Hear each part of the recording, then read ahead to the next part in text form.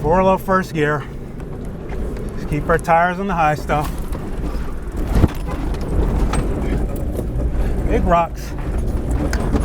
Keep the tires on the high stuff. So what's the big deal about ground clearance, and is it important? Today we're going to talk about why ground clearance is overrated. Oh!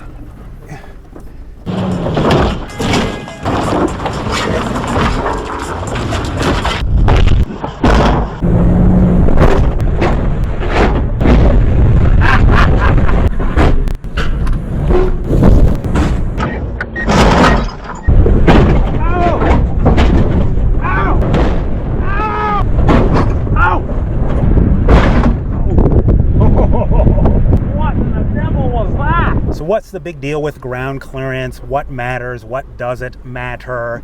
It can be a little confusing because the term ground clearance is kind of thrown around kind of arbitrarily, and we need to know, what does that number mean? What are we measuring when we talk about ground clearance? And the truth is this: there's two ground clearances. One is the ground clearance to the lowest part of your vehicle that matters, which is usually your front differential. And then the other ground clearance is the point from the ground to the highest part of the vehicle body. Now, believe it or not, let's put in the mirrors, on the original 2003 Jeep Wrangler Rubicon, the ground clearance is 8.2 inches.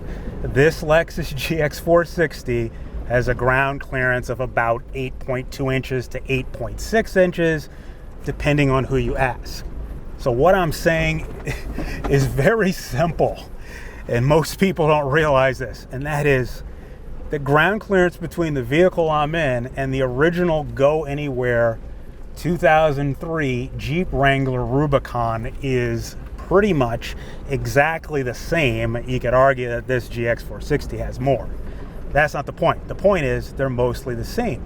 And since the beginning of 4x4s, going back to the World War II Jeep, these ground clearances have hovered in the 8 to 9 inch range. So why is there this big fuss these days about ground clearance? And I need to have more ground clearance and you should lift it, blah, blah, blah. And that's rooted basically in ignorance due to the over-glamping industrial complex getting involved in the past 10 years. Right around the year 2015, they started getting deeply involved in, this costume cosplay overlarping nonsense that you see today out here off-road with lift kits and all sorts of nonsense. Here's the truth.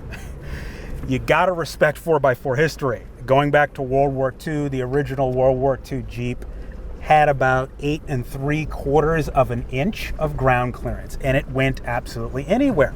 And again, the original Wrangler Rubicon had that 8.2 inches. So what does that mean? Well, the issue is not the ground clearance. The issue is the body clearance.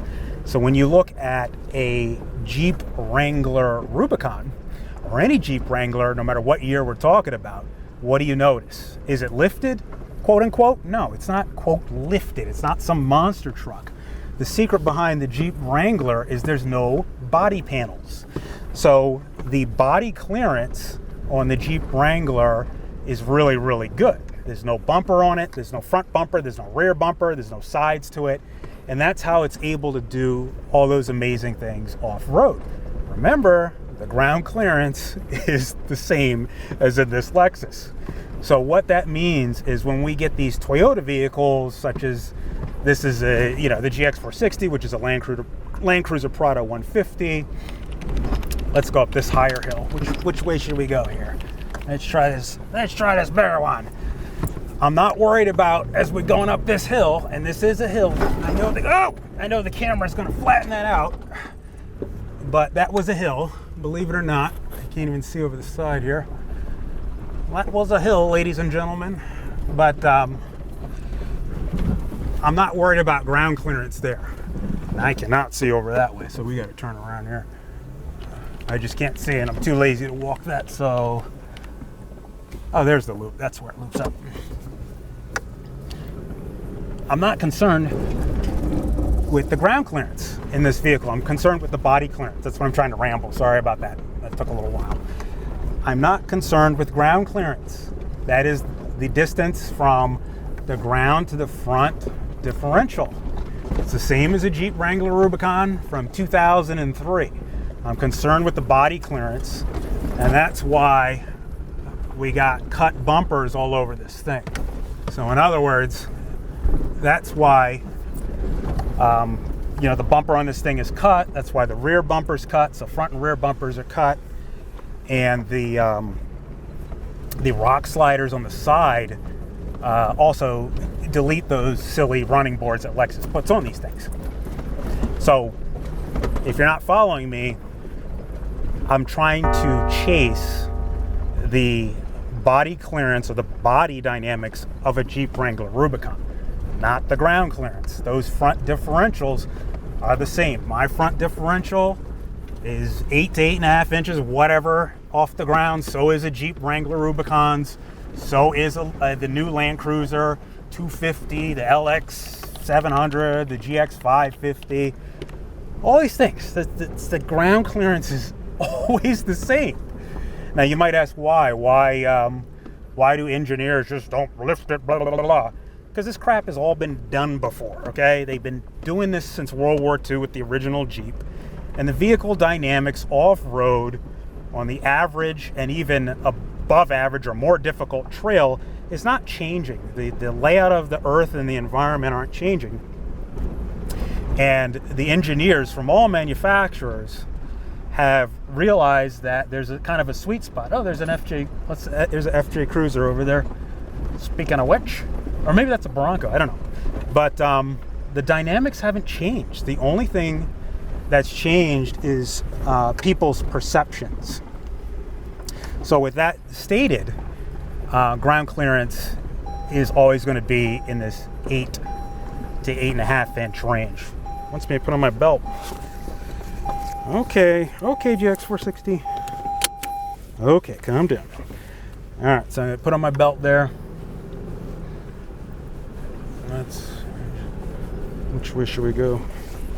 Ground clearance is not through straddling rocks. I'm not going, oh, there's a big rock, I want to straddle it and hopefully clear the front diff. I'm not looking to put my front diff on obstacles. I'm looking to put my tires on obstacles, and that's the primary takeaway here. Let's check out this other vehicle. I'm looking, oh, it's an FJ Cruiser.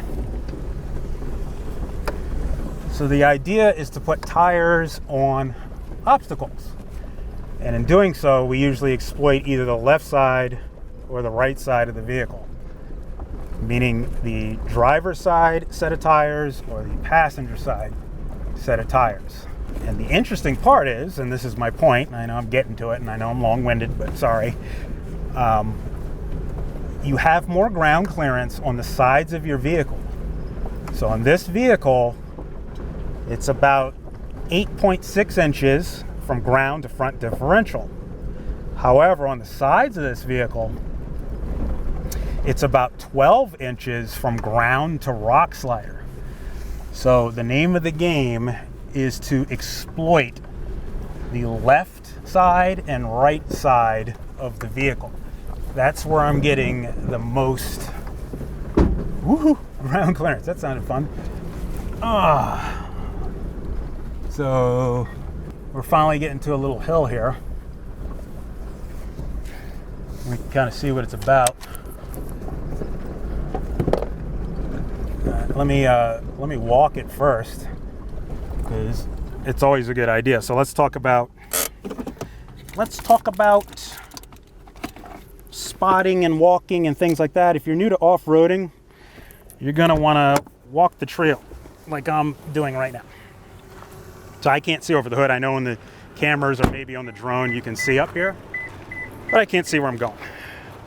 So if you're new to off-roading, you never want to just blindly walk into this or be guided into this stuff. What I'm trying to ramble is, you see people off-road and they're got a spotter up here on the hill where I'm walking, and they're in the car and they have no idea where they're going. You don't want to drive blind. I'm building a mental picture as I'm walking this hill to go, okay, where's this thing going? And I'm looking for the high rocks. So I'm looking for the big stuff. Okay, and I'm going to keep my tires on the big stuff. I'm not afraid of the big stuff. I'm looking for the big stuff. I'm going to point my tires exactly where the high stuff is. I'm not afraid of this rock. I'm not going to straddle. I'm going to climb it. And I'm looking to just kind of see where this goes. I'm sure I've been up here before, but maybe not. Okay, and so once you get a mental picture of what it is you're doing, you can have at it. So this is gnarly. This is like black diamond type of stuff.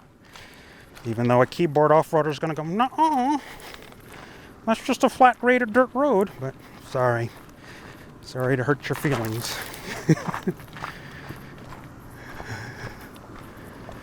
So we're going to check it out. And again, the concern here is to keep the tires on the high stuff. I cannot emphasize that enough.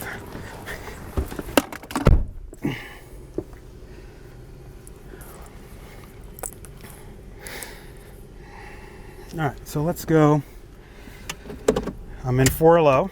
Let's drop down to first gear, because again, this is uphill. All right. 4 low first gear. Just keep our tires on the high stuff. Big rocks. Keep the tires on the high stuff. And we're not afraid of those rocks. So back when they designed the original Jeep Wrangler Rubicon, that's exactly what the off-roaders of that era knew to do. And now I'm back in 4 low drive. In other words, they knew that the name of the game was not running away from stuff with a lift kit. That you got to get your tires on these rocks. And that's what we're doing here. So again, this is an uphill grade, not a flat road. And we don't have any lockers or anything. Let's go back in first gear. It looks like I got a couple choices. I don't know which one's better or worse. Let's try this line.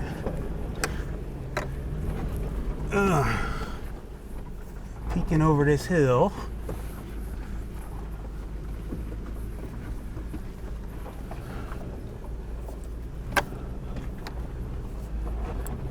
Just trying to go slow.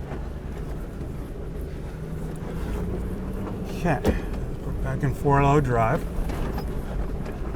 So when we hear the term ground clearance again, it means 2 things. This is the ground clearance that they're talking about. This is from ground to center differential. Right at 8.5 inches. 8.5 inches there. That's not what I'm concerned about. This here is called running clearance or body clearance. 12 inches. This is what we're exploiting here, not the ground clearance, the running clearance or the body clearance. So you can do more than you think with 8 inches of ground clearance.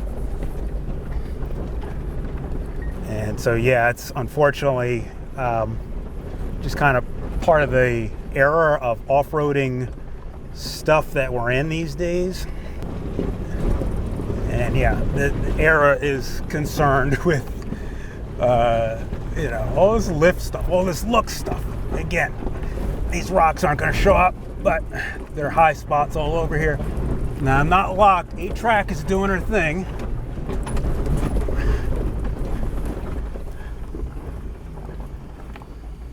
And it's fine. I'm going to might hit my front skid here.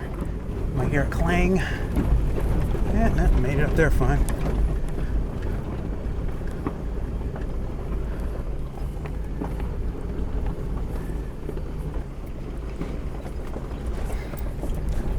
So should you lift? That's up to you.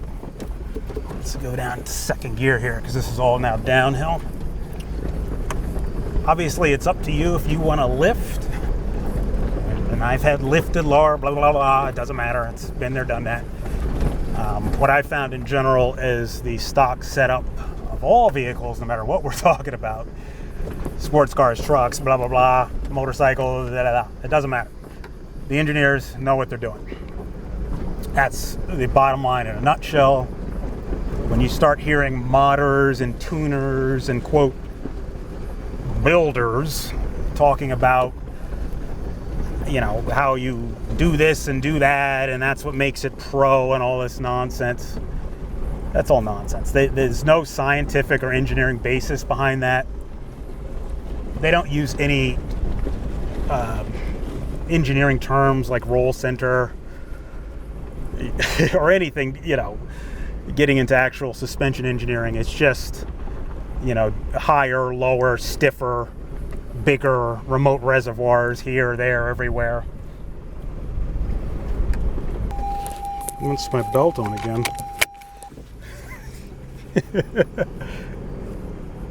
But do always wear your safety belt. All right, let's pick up the pace here.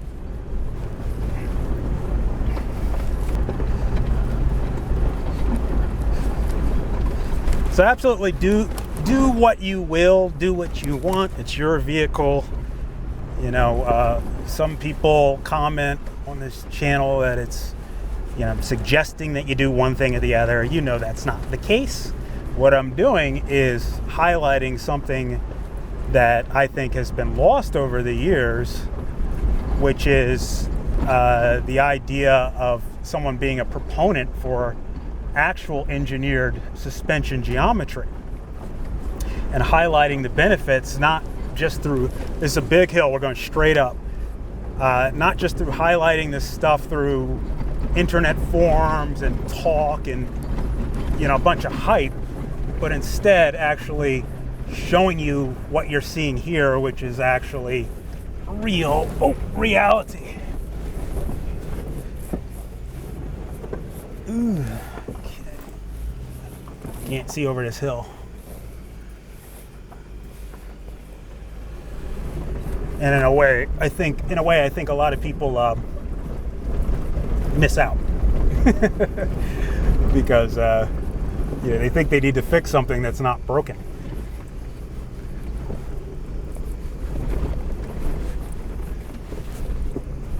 Do realize that when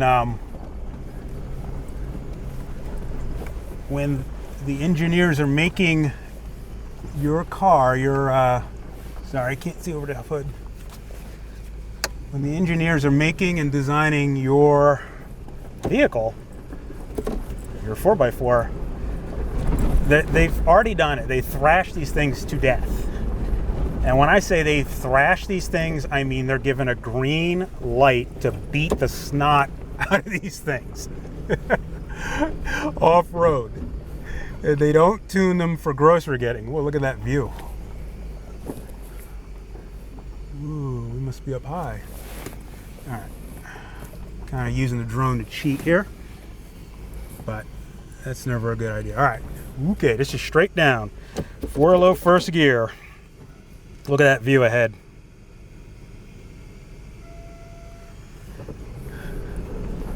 Straight down. Now this is 4 low first gear. I'm just letting it roll. An engine brake. Whoa. Whoa. Whoa. Okay, I gotta stay on high stuff here. I'm gonna turn into where it wants to roll you to my passenger. Oh, oh, oh, nearly. Oh, snap. Oh, oh, oh, snap. Yeah. Oh boy, big one, big one. This one's gonna smack. Oh, oh. Get on that high rock.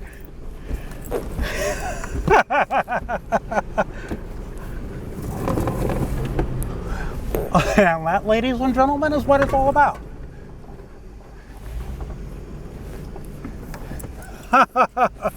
That was fun. All right, okay. I'll peek it over the hill here. So you just saw it. That was perfectly flat. That was great. There were no rocks on it. That was easy. I could do that in my sleep. Blah, blah, blah, blah, blah. Yeah, keyboard off-roader. I don't see you out here. It was just being the FJ. Because speaking of vehicle dynamics, the FJ Cruiser has the same platform as this vehicle, the Land Cruiser Prado 150, aka the GX460. And the whole point behind the FJ Cruiser is that you get even better body clearance. Again, we're not talking about that front diff. The front diff on that FJ Cruiser is at the same height as this. So what we're talking about here is the body clearance, and the FJ has way better body clearance overall. So, so when we talk FJ Cruiser, it's kind of what I'm talking about, like turning it back into Jeep Wrangler style clearance.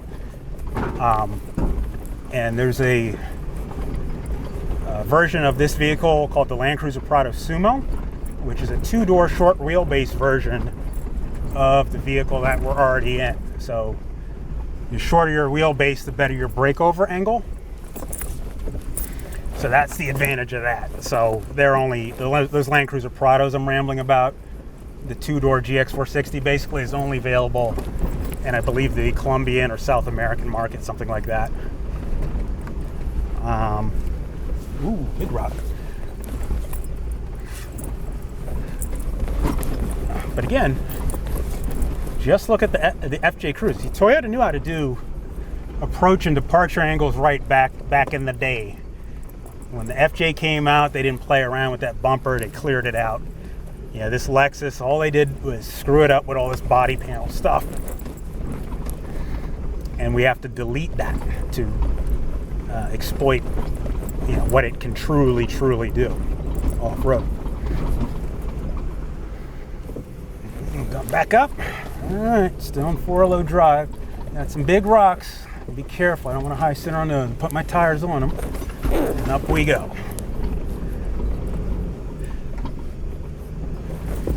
And are we dead end here? Or are we going to get our exit? Ooh, is this the other big drop? It's mostly big. Oh!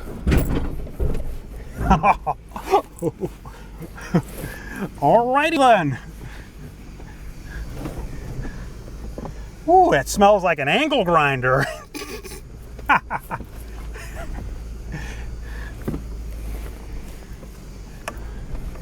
Let's go 4-low first gear.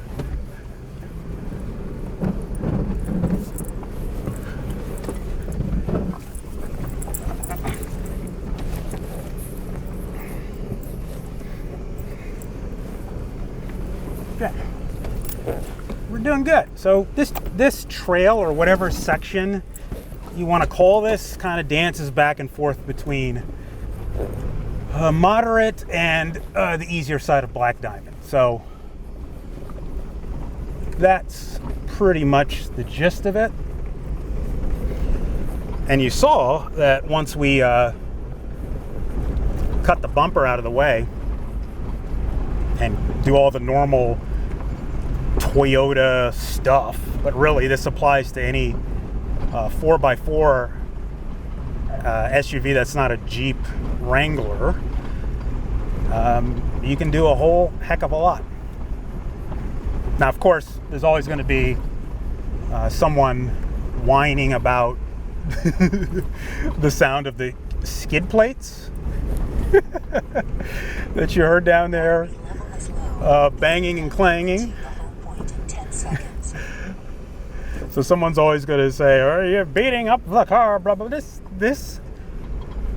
has been there, done that for decades. Skid plates are nothing new, and that's what this car has.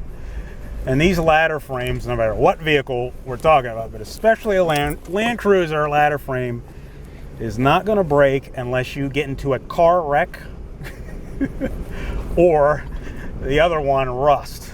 Rust will do it too. But outside of that, what you just heard, bashing on rocks, so why they engineered this car. That's why it's called a Land Cruiser. They know what you're going to do to it.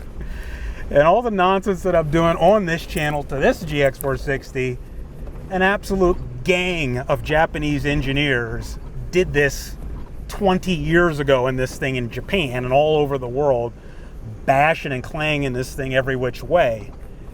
And the Japanese Kaizen Toyota principle when it comes to these 4x4s is very interesting, and that is they take it out and this is what the engineers say, they take it out and they try to break it. And if it breaks, they fix it. And if they, let's go this way, I see civil dead, I gotta be careful in the soft sand. There's all this smack talk about rocks, you know, but soft sand will get you. I'm way more scared of soft sand than rocks and high centerings and all the stuff the keyboard offers. Rock crawling, blah, blah, but you can't do blah, blah. Not worried about that. I'm worried about little innocent patches of soft sand out here in the desert that will trap you in 120 degree weather and get you. All right, so enough ranting for today. Today's lesson, as the battery dies here, is simple. Know your history. The Land Cruiser, all the Toyota trucks and SUVs are based upon the original World War II Jeep, which had less than 9 inches of ground clearance. All modern Jeeps, meaning the consumer Jeeps after World War II, on up to the original 2003 Jeep Wrangler Rubicon, only had 8.2 inches of ground clearance. The issue is not the ground clearance, the issue is the body clearance. Cut the body, don't lift the suspension. You ruin way too much by lifting than helping. Nobody wants to hear that, but ask an actual suspension engineer, and that's the brutal, honest, uncomfortable truth. That's why we don't lift it here. We want what we paid for. And believe you me, we're getting it because we keep it stock. And that's the way you get the most out of your Land Cruiser. Keep it stock and work on the one mod that's free, and that is practicing what we just did. That improves your own skills. It costs you nothing, and of course, you're going to improve, and you will be able to do most trails out there, including most black diamond trails.